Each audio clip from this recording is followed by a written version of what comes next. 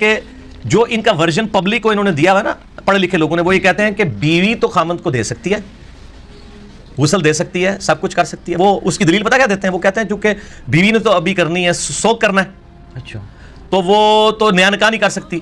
خامند چونکہ بیوی کے مرنے کے بعد نکاح کر سکتا ہے، اس لیے خامند کے پاس تو آپشن موجود ہے۔ بیوی تو چونکہ وہ 4 مہینے 10 دن تک نکاح نہیں کر لی سکتی، اس لیے وہ تصور کی جائے گی کہ اس کی بیوی ہے۔ اچھا، حالانکہ ادھر تو یہاں پہ قرآن پاک میں تو آیا کہ اگر وضع حمل ہو جائے اسی دن بھی تو وہ اس کا تو سوگ بھی ختم ہو جائے گا، 4 مہینے تو گزرنے نہیں ہے۔ ٹھیک ہو گیا؟ یہ تو بات ہی ویسے ہی باطل ہے، تو یہ بالکل دعوے ان کے باطل ہے، اس طریقے سے نہیں ہے۔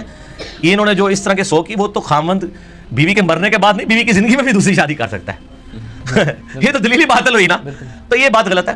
ہمارے پاس رول ماڈل نبی علیہ السلام کی مبارک ذات موجود ہے کہ سیدہ، اب اس کی روایت کے اوپر کلام ہے، کچھ محدثین کے نزدیک صحیح ہے، کچھ کے نزدیک ضعیف ہے، لیکن جو فقہ حنفی کے لوگ ہیں ان کے نزدیک وہ روایت بالکل صحیح ہے سنن دارمی کی، کہ عائشہ نے کہا کہ میرے سر میں درد ہے، تو نبی علیہ السلام فرمایا میرے بھی سر میں درد ہو رہا ہے، اور آپ نے فرمایا عائشہ اگر تو اسی حالت میں مر گئی تو تیری تو خوش نصیبی ہے کہ اللہ کے نبی جو ہیں وہ تجھے غسل بھی دیں گے اور تجھے تیرا جنازہ بھی خود پڑھائیں گے، خود دفنائیں گے، تو اس سے بڑی تو خوش نصیبی نہیں ہے۔ تو یہ آپ نے دل لگی والا معاملہ کیا۔ تو یہ جب ہم پیش کرتے ہیں تو وہ کہتے ہیں نبی علیہ السلام کی خصوصیت ہے کیونکہ نبی علیہ السلام کی بیویاں جو ہیں وہ امت کی مائیں ہیں، ان کا تو سٹیٹس ڈیفرنٹ ہے، آپ وہ مثال نہ دیں۔ حالانکہ یہ بات غلط ہے کیونکہ قرآن میں لقد کان لکم فی رسول اللہ اسوۃ حسنہ، نبی علیہ السلام کی مبارک زندگی میں اسوہ حسنہ ہے، الا یہ کہ نبی علیہ السلام اپنے کسی مسئلے میں کہہ دیں کہ یہ خاص میرے لیے۔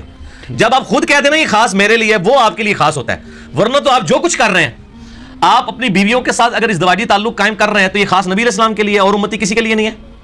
جب تک آپ خود اسپیسیفائی نہ کریں نا کسی مسئلے کو یہ خاص میرے لیے، تو وہ پوری امت کے لیے ہوتا ہے۔ یہ بتائیں کہ کہاں آپ علیہ السلام نے فرمایا کہ یہ خاص میرے لیے ہے کہ میں ہی اپنی بیوی کو غسل دے سکتا ہوں اور کوئی مرد اپنی بیوی کو نہیں دے سکتا؟ تو انہوں نے خود فیبریکیٹ کیا۔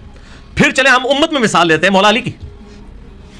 سیدنا علی ابن ابی طالب رضی اللہ تعالیٰ عنہ کے بارے میں آتا ہے کہ سیدہ فاطمہ کو انہوں نے غسل دیا ہے خود مولا علی نے، اور یہ صحیح سند کے ساتھ المستدرک للحاکم میں انٹرنیشنل نمبر کے مطابق 4769 نمبر حدیث ہے۔